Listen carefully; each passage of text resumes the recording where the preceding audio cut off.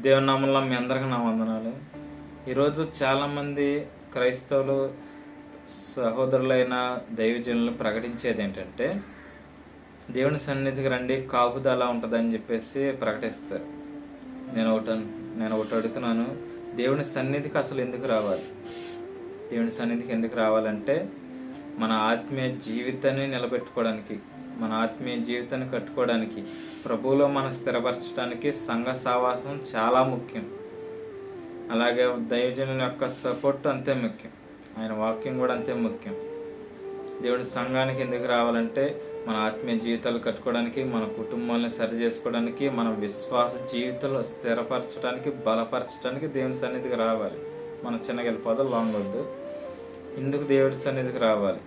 ఈరోజు దేవుని సన్నిధికి ఎందుకు రావాలని వాళ్ళని అడిగితే వాళ్ళు చెప్పే సమాధానం ఏంటంటే, కాపుదల కోసం అని.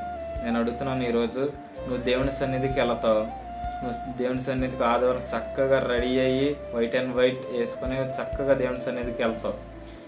వెళ్ళినప్పుడు ఆ చక్కగా ప్రార్థన అంతా ముగించుకొని వస్తావు, చర్చి నుండి బయటకు వస్తావు, 8కి రాయి మీద పడిపోద్ది. అప్పుడు దేవుడి సన్నిధికి ఎక్కడుంది కాపుదల? లేదు కదా. లేదా ఎంత లాంగ్ నుంచి కొంతమంది వెళ్తూ ఉంటారు ఊర్లో దేవుని సన్నిధి కానీ, ఈ మధ్యలో నువ్వు వెళ్తున్నాగానో లేదా వస్తున్నాగానో ఏదో ఒకటి గుద్దేస్తుంది. ఎక్కడుంది దేవుడి సన్నిధి కాపుదల? లేదా నిన్నే ఏదైనా గుద్దేయచ్చు, నువ్వే నన్ను గుద్దేయచ్చు, ఏదైనా జరిగిపోవచ్చు.